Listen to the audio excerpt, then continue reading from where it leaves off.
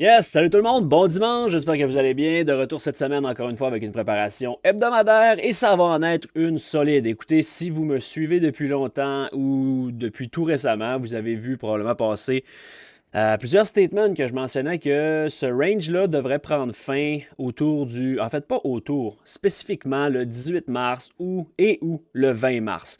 Et c'est ce qu'on va regarder ensemble. Ça a été vraiment right on time, littéralement à la journée près pour l'instant. Ça ne veut pas dire qu'on ne peut plus voir de rallye, ça ne veut pas dire qu'on va crasher le market de 50%.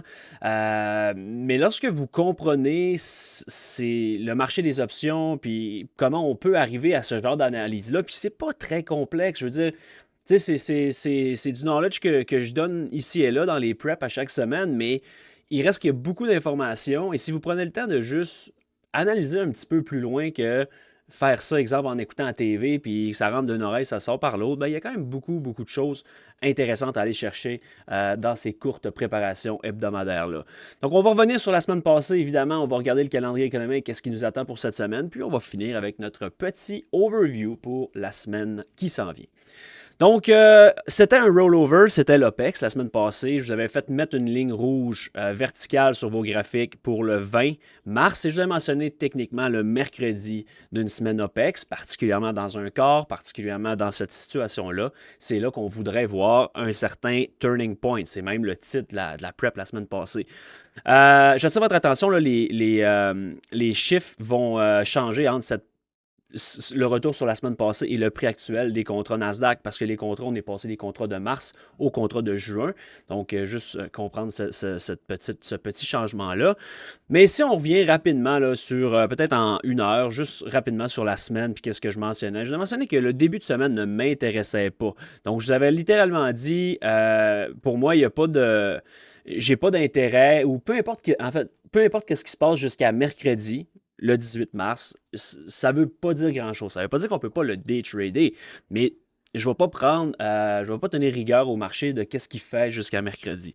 Et c'est ce qu'on a vu rapidement. Personnellement, j'ai réussi à me positionner directement sur l'open des futures le dimanche. Vous voyez la zone qu'on avait discuté, on a directement gapé dessus et ça faisait quoi, un mois qu'à chaque dimanche, gap down, follow through.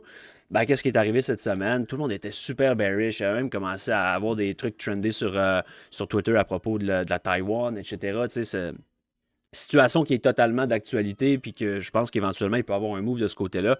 Mais tu sais, pas de la façon que ça s'est fait. Donc, j'étais relativement confiant qu'on allait trapper. Donc, on a eu un beau rally en début de semaine qui était le bienvenu. Pas super facile à trader. Ça a été un genre de floating breakout.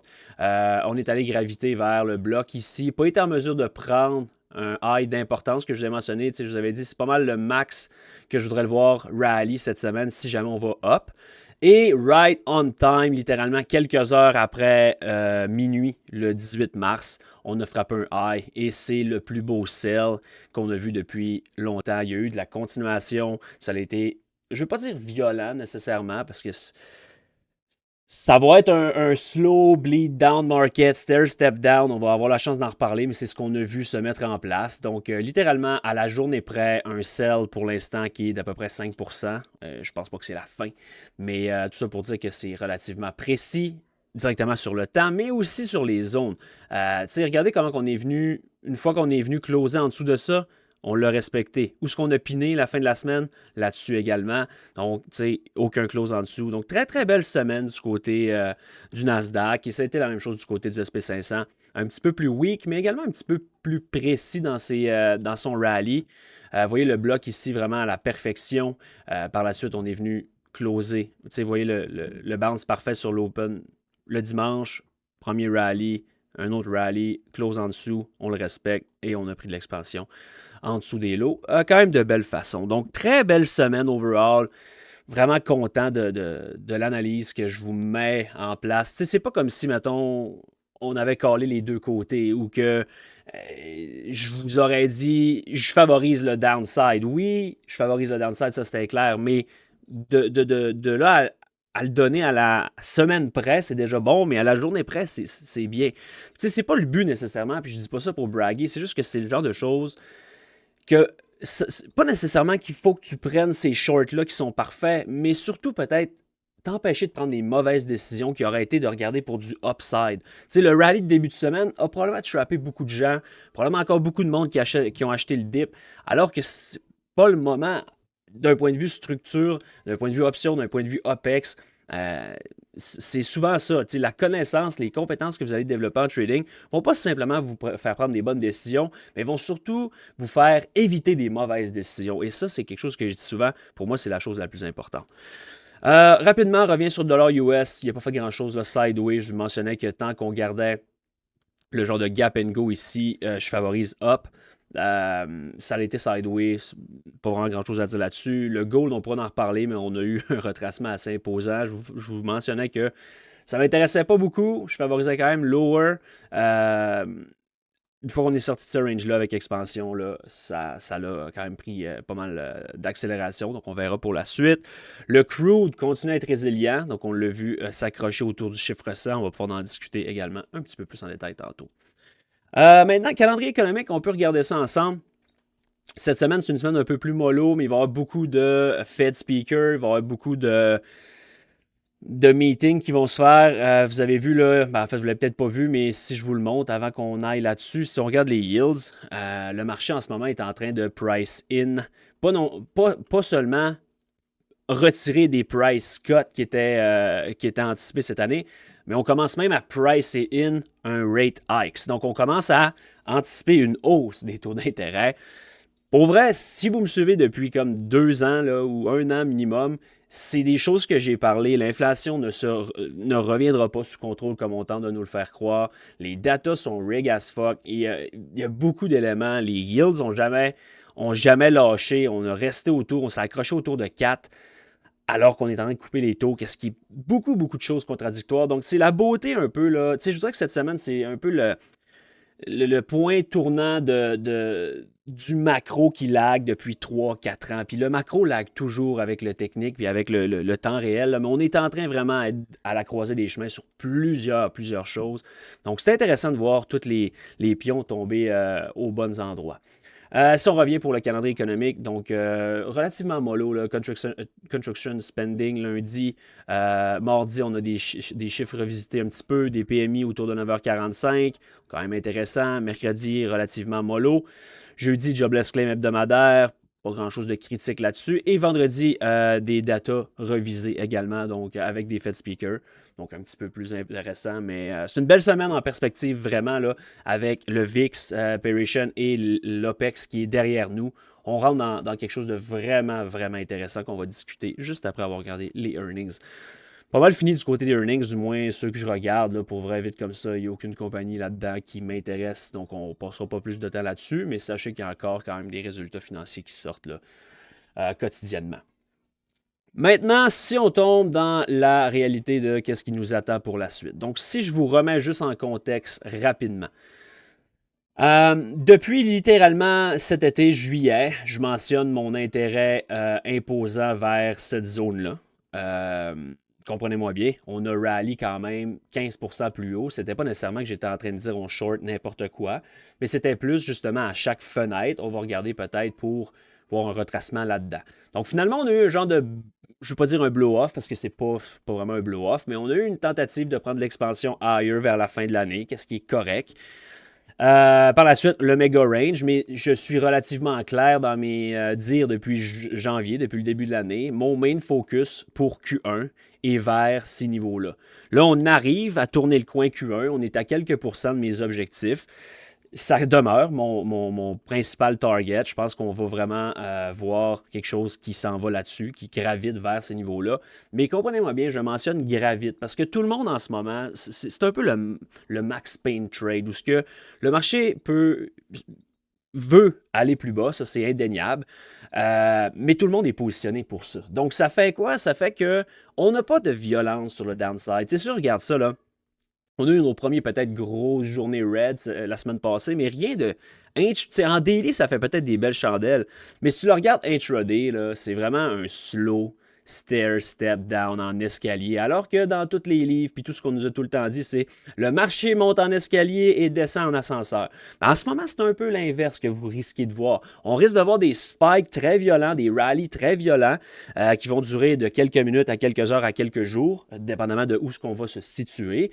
Et le downside va être probablement relativement slow.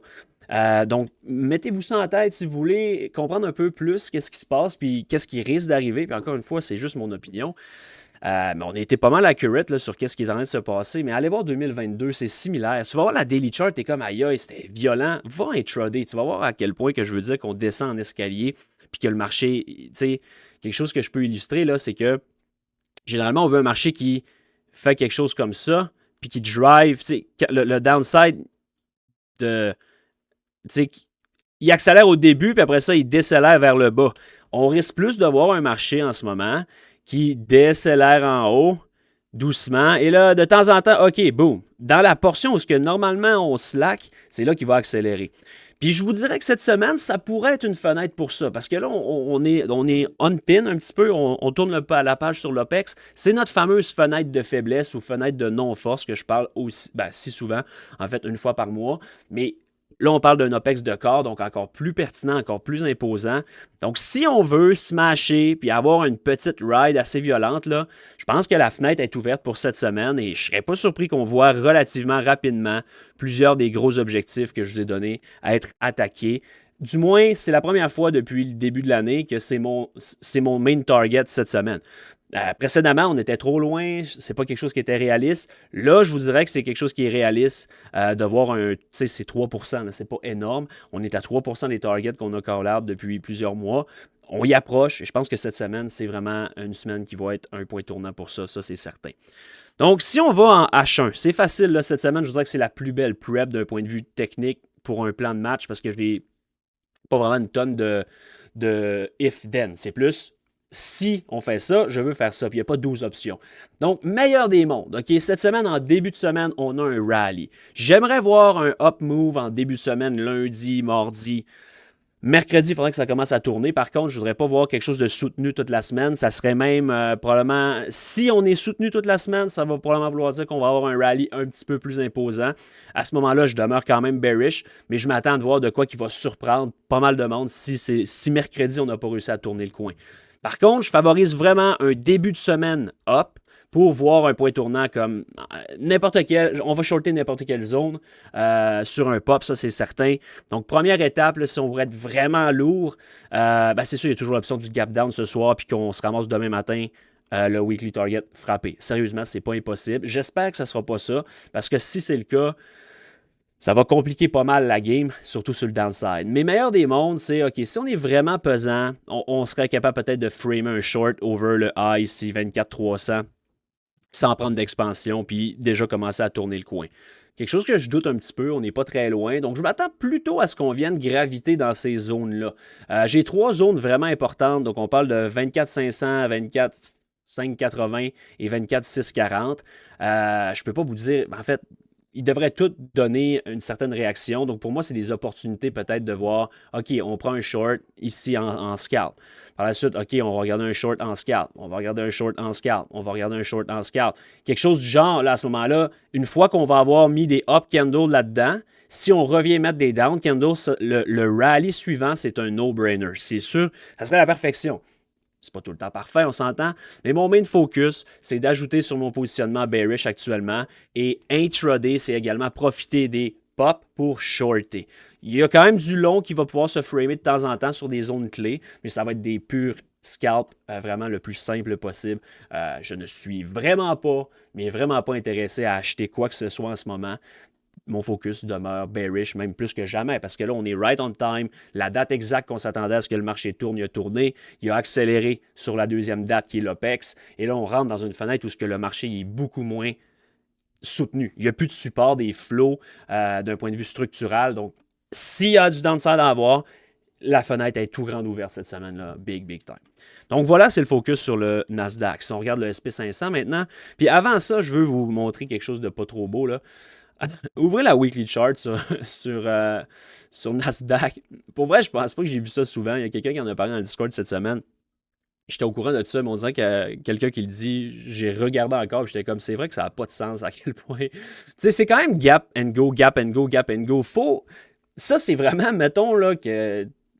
C'est sûr que là, c'est vraiment atroce parce qu'on a des wicks, mais d'un point de vue fondamental, là, puis quand je parle fondamental, c'est price action, là, mais tu sais, c'est gap and go par-dessus gap and go par-dessus gap and go. C'est vraiment, mais vraiment pas bullish de voir ça. Donc, je voulais juste vous le remontrer. Si on regarde le SP500 maintenant, Daily Chart, la Weekly Chart un peu plus, je dirais encore pire sur SP500. Donc, gap and go, gap and go, gap and go. Donc, c'est quelque chose qui est quand même un peu dangereux, je vous dirais. Puis, tu sais, tantôt, je vous illustrais le graphique en traçant quelque chose, là. Ben, c'est un peu ça que je veux dire. Tu vois, là, comment on n'a pas punché quoi que ce soit violemment, puis on n'a pas retracé hard. On est en train de curler, curler, curler, curler, curler. Puis là, on est dans la phase, là, avec la fenêtre qui est ouverte, pour être peut-être dans ce punch-là. On va en reparler puis on va le voir, là. Mais tu sais, on est dans. Comme je vous dis, là, je m'attends à un stair step down, mais cette semaine, la porte est ouverte si jamais on veut accélérer quelque chose de fait un petit peu plus peur. Vous allez voir les médias sociaux exploser. Le monde va virer fou. Après ça, on va avoir un counter-trend rally. Tout le monde va penser que c'est bullish. Vous comprenez la game, là, c'est pas. C'est la grosse base 101, mais c'est un peu vers ça que je tends à favoriser qu'est-ce qui va arriver. Donc, main focus, même chose. Du côté du SP500, 63,89. C'est mon main focus pour cette semaine. Si on va sur la chart en H1, mais c'est un peu le même setup. C'est sûr que, tu sais, up first, ça serait mon main focus. Si on est capable de voir un certain rally, même chose, over ce high-là. Par la suite, on a 3 zones critiques. Si jamais par miracle, on est capable de se ramasser là, c'est un no-brainer. Vraiment, là, je doute qu'on aille aussi haut en début de semaine, mais tout est possible. À la limite, plus c'est violent, plus c'est rapide sur l'upside, plus ça laisse présager un potentiel élevé pour une attaque lower ensuite. Donc, quelques zones en cours de route vers notre target ultime, mais il y a quand même de la place. Vous voyez comment on est loin entre chaque zone. Là, ici, peut-être que ça pourrait slacker un peu. Puis, ça ne veut pas dire qu'on y va cette semaine, mais mon focus y est vers ça, tout simplement. Donc, voilà pour ça. Dollar US, pas grande analyse à faire là-dessus, pour être honnête. J'aime le support. Mon main focus, c'est de garder ce void-là ouvert. Et pour l'instant, j'aime la consolidation. C'est un genre de sideway down, c'est correct. Je favoriserais éventuellement une continuation up vers ce high-là. Évidemment, du côté de l'euro, ça pourrait ouvrir la porte à un autre beau short. J'en ai glissé un mot il y a de ça 2 semaines. Encore la semaine passée, on a livré le premier objectif, mais j'aime beaucoup, beaucoup ce high-là. Donc pour moi, là, si euro-USD est capable de peut-être puncher over ce high-là ici, ça serait probablement un short qui m'intéresse en swing, d'ouvrir quelque chose pour aller attaquer ça à court terme. Donc, j'aime quand même euro lower. On peut parler un petit peu du gold. J'ai vu du monde un peu en détresse de voir qu'est-ce qui est en train d'arriver. Mais tu sais, zoomer out. Je veux dire, c'est-tu normal que gold fasse 65% en 4 mois? Non. C'est-tu normal qu'il drop de 20% en 2 mois? Probablement pas non plus. Mais tu sais, ce qui s'est passé avant va te donner des indices sur qu'est-ce qui va se passer ensuite. Donc, tu sais, relativise les choses encore une fois. Si tu regardes un fib là-dessus, t'es même pas à t'es autour de 50% d'un retracement. Il n'y a pas de quoi virer fou. Je pense qu'il y a de la place encore plus bas, malheureusement. Personnellement, je suis très, très bullish sur gold depuis plusieurs années, particulièrement plusieurs mois. Mais à un moment donné, quand tu vois ce genre de run-là, tu le sais que c'est pas simple, puis tu le sais que ça commence à être un peu plus driver 100% technique, puis qu'il peut avoir des choses un petit peu moins intéressantes. Fait que, tu sais, tous ceux-là qui pensaient qu'ils étaient rendus des gold traders parce qu'ils échappaient de quoi sur le clavier puis ils faisaient de l'argent, ben, ils sont juste revenus en réalité. Gold est de retour comme il était avant. C'est juste qu'il est plus volatile encore. La volatilité demeure élevée. Et tu sais, pour moi, c'est sûr que ce lot-là va être attaqué, là. Ça serait mon focus à court terme. Donc, je demeure. Je veux pas dire bearish parce que je suis pas bearish overall, mais je favorise down en ce moment. C'est plus ça que je dirais. Donc, gardez à l'œil le gap qui s'est formé ici. Tant qu'on ne reclaim pas ça de belle façon, j'aurais tendance à être vraiment très prudent sur le upside. Peut-être intraday, il peut y avoir des moves, là, mais voilà pour gold. Du côté du crude, je demeure bullish là-dessus. Je vous l'ai dit, là, je sais que tout le monde est comme hey, c'est impossible que ça se soutienne comme ça. C'est un petit peu plus peut-être ballsy comme call, mais je pense personnellement que si on avait eu à sell, on aurait déjà sell. Si ça avait été juste un genre de sell de news, un peu en fait, là, je pense qu'on aurait déjà complètement sell. Je m'attends vraiment à voir ce high-là être réattaqué et probablement un push over it. Donc, peut-être que je suis wrong là-dessus. Comme j'ai dit, je ne suis pas positionné sur ça, dans des titres, mais pas directement sur le crude. Mais gardez ça à l'œil, là, c'est sûr que ça drive beaucoup, beaucoup, beaucoup, beaucoup, beaucoup de pression. Pas nécessairement sur le marché, mais tout, ça découle tout de ça éventuellement. Fait que ça drive de la pression sur des datas qui, eux, ont un impact sur le marché. Donc, plus c'est long, l'impact n'est jamais instantané. Hein. C'est comme, OK, prochain CPI, prochain PPI, 2, 3 mois, on va voir, même si ça se réglerait là, on verrait cet impact-là dans le futur. Puis c'est un peu tout ce que je vous dis que les pions tombent en place en ce moment, ben c'est tout ce qu'on a vécu depuis 2020. L'inflation qui n'a pas été sous contrôle, qu'on nous dit depuis 2022 qu'on a recommencé à prendre le contrôle, ben j'exagère, mais 2024 qu'on a recommencé à prendre le contrôle. Pour moi, c'est juste la portion de la courbe qui réagit à quelque chose d'avant. Puis là, on était dans la période où OK, on est dans le creux, mais on est de retour dans quelque chose qui, à mon avis, on va avoir une vague numéro 2 qui va être aussi, sinon pire, que qu'est-ce qu'on a vu initialement. Simplement mon opinion, c'est des takes que je mentionne depuis 2022 publiquement dans les weekly prep. Je pense pas que personne va aller réécouter ça, mais c'est quand même la façon que je suis positionné personnellement, mentalement, puis la façon que je vois le marché. Encore une fois, on est wrong sur beaucoup de choses aussi, tu sais. Fait que c'est pas tout le temps totalement rose. Il y a personne qui est capable de toujours tout anticiper de la bonne façon. Mais le but, c'est de comprendre puis d'être bien positionné, tout simplement. Le VIX, si vous voulez justement comprendre et être bien positionné, ben ça, là, il y en a qui sont en train de se frotter le coco puis ils comprennent pas trop ce qui se passe. Hein, parce que comme, OK, les indices font des lower low, le VIX fait des lower high. Qu'est-ce qui se passe? Divergence, on achète? Non.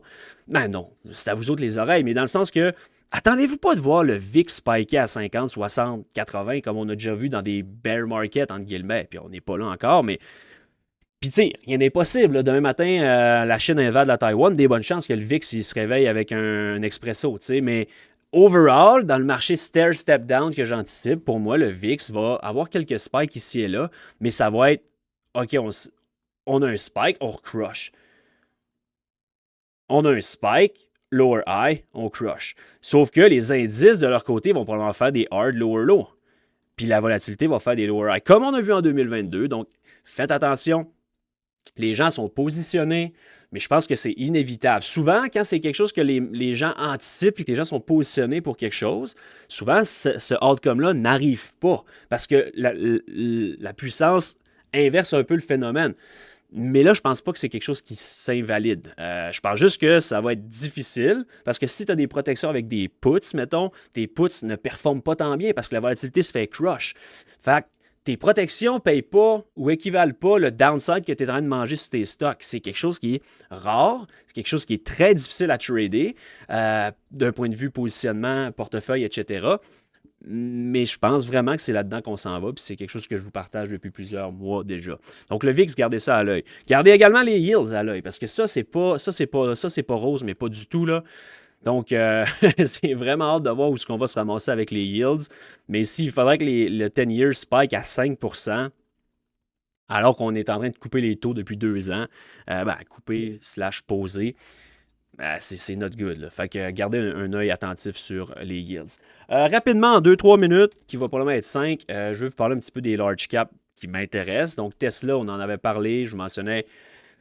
Pas de problème peut-être à jouer un bounce avant l'OPEX parce que le marché va être soutenu, les flots vont supporter le marché. Mais après, à partir de mercredi le 18, 20, je ne vais pas sonner redondant, mais je vous ai mentionné get the out de là parce que c'est pas quelque chose qui devrait. Tu sais, mettons, Tesla n'est pas nécessairement le meilleur exemple parce qu'il fait juste suivre le marché. Je te dirais, tu sais, il est down quoi? Oui, 27%, mais tu sais, d'un point de vue ratio, relativement similaire. Il n'y a rien de catastrophique encore. Tu regardes un titre comme Microsoft, par exemple, où ce que le monde sont comme hey, c'est un méchant rabais, c'est un deal. C'est un deal à ces prix-là. Il est down 30% de ses highs. Mais je te dis pas que c'est pas un deal, mais je te dis que les indices n'ont pas encore commencé à tourner down, puis que lui est vraiment déjà deep down. Fait que tu veux-tu vraiment focuser sur les plus faibles en ce moment? Mon humble opinion, c'est non. Est-ce qu'il peut complètement reprendre le relais alors que le marché est down puis que Microsoft reclimb up? Possible. Si c'est le cas, est-ce que ça va être une super strong run? Non, je pense pas. Fait que, tu sais, pour moi, là, un titre comme Microsoft, le marché, là, il est dans une fenêtre où ce qui pourrait accélérer lower. Je ne m'attends pas à ce que Microsoft supporte. Je m'attends même à l'inverse. Je m'attends à ce qu'il accélère, que ça soit un des leaders sur le downside. Rappelez-vous littéralement à la journée où ce qui a fait ce gap-là puis qui a failé, je mentionnais, ouh là là, ça ressemble à un genre d'exhaustion gap et je suis relativement bearish sur Microsoft. Depuis ce temps-là, les indices ils ont fait peut-être 10, 15, 20% higher. Fait que je ne regardais pas pour du short. Mais il reste que ce genre de signature-là, là, il n'a jamais refait un higher high et il est leader down depuis ce temps-là. Pour moi, c'est pas chic. Là. Un titre comme Meta, également, je pense qu'il y a encore de la place down. On va commencer par le gap. Fait que, pour moi, là, laisser la fenêtre des 2 prochaines semaines se matérialiser, puis après ça, on va pouvoir prendre des décisions. Puis honnêtement, ça pourrait être des décisions où on flippe bullish rapidement. Je doute beaucoup de ce que je viens de dire là, mais c'est pas impossible parce qu'une fois qu'on a frappé là-dedans, le timing va devenir beaucoup plus intéressant. Parce que là, on a une fenêtre de 2 semaines où je ne toucherai pas à rien avec un bâton pour du upside, mais ça peut changer vite une fois que cette fenêtre-là est fermée, puis que, dépendamment de où ce qu'on est. C'est sûr que, tu sais, honnêtement, je ne veux pas aller trop deep, puis je ne veux pas commencer à. Tu sais, la weekly prep n'est pas faite pour ça. Mais admettons là, que je vous parle d'une fenêtre de 2 semaines. Admettons que comme mardi, on est là. C'est pas good, là. Comme c'est vraiment pas good. Fait qu'on on verra, là. Je veux pas dire que je m'attends pas à ça, parce que pour vrai, ça pourrait être une possibilité. Mais tu sais, mon focus en ce moment, il est là. Après ça, je réévalue. Mais dans mon arrière-pensée, là, j'ai de l'intérêt vers ces niveaux-là. Puis je peux pas m'empêcher de penser que ça, là, c'est pas impossible. Là, on est vraiment deep. C'est rare que je vais comme faire des allégeances qui peuvent faire peur, là. Je veux pas dire que je m'attends pas à ça, mais cette semaine, c'est sûr que c'est pas le cas. On va commencer par parler de cette zone-là qu'on discute depuis des mois. On va regarder quand on la frappe, bien important, et comment on réagit autour de ça. À partir de là, on pourra réévaluer, OK, prochaine étape, là, ou on amorce un rallye. Puis ça serait bien possible, là, honnêtement. Si on est capable, mettons, d'avoir dans notre fenêtre de 2 semaines, de graviter là-dedans, je m'attends à quelque chose un rallye probablement imposant qui va se mettre en place. Avant de là, on va prendre une décision. On va, OK, lower vers novembre ou on recommence à grinder higher une partie de l'été. Ça va être bien important de voir ça. Je termine là-dessus. Je sais que j'ai dépassé un petit peu, mais je vous dis toujours de ne pas analyser des charts, puis je le dis encore, là, comparez pas des charts, ça veut dire absolument rien, mais comparez plutôt des contextes. Je dirais qu'en ce moment, c'est un peu un contexte. Je ne veux pas dire un contexte comme 2022, c'est faux, mais comme un petit peu 2022 sur les stéroïdes, mais c'est plus comme la façon que le price action travaillait, parce que c'est pas mal le régime de volatilité à lequel on risque de faire face au cours des prochaines semaines, prochains mois. Donc, vous pouvez peut-être aller vous référer un petit peu à qu'est-ce qu'on a vu dans ces mois-là, mais pas dire comme, hey, regarde ça, le avril a été bearish, donc ça devrait être bearish en avril. Sans dire que ça veut rien dire, là, mais ça reste le même thinking où ce que, dans ce cas-là, tu vois l'OPEX ici, on a eu un autre petit pop, mais une fois que l'OPEX, on a tourné le coin de l'OPEX, ça a été une drive lower. Je te dis pas que c'est ce qui va arriver, là, encore une fois, mais c'est juste d'un point de vue positionnement, d'un point de vue compréhension, etc. C'est un contexte qui est relativement similaire. On verra comment ça se matérialise d'ici là. C'est sûr qu'il va y avoir des news avec la situation Middle East. À chaque fois qu'on parle de potentiellement un signé de paix, etc., le marché il bump up. Pour moi, c'est des opportunités de shorter. Il n'y a pas d'autre chose vraiment à dire que ça. Puis tu sais, j'irais même plus loin, comparer les contextes. Là. 2022, ça a été le début de la situation en Ukraine, right? C'était très similaire. Très, très, très, très similaire. D'un point de vue, OK, tu sais, je me souviens, là, dans les débuts, là, je ne peux pas te dire quelle journée, mais il y a des moments où c'était comme, hey, je pense qu'on va arriver à un deal, ça va être fait. Mais on est encore dans cette situation-là 4 ans plus tard, littéralement. Je ne dis pas que ça va durer 4 ans, mais juste que le contexte est relativement similaire, mais beaucoup, beaucoup plus touché cette année. J'ai l'impression d'en avoir dit beaucoup. J'espère que c'était relativement structuré. Peut-être un petit peu moins qu'à l'habitude. J'en suis désolé, mais venez nous rejoindre sur Discord. Free 7 jours si ça vous intéresse. Marquez-le en commentaire, je vous envoie le lien. On est live sur YouTube 4 fois par semaine. Le gros giveaway qui a eu lieu vendredi passé. Je veux remercier encore tout le monde pour votre participation et félicitations aux 5 gagnants. Donc, je vous souhaite un beau dimanche et on se voit demain. Bonne semaine. Salut tout le monde.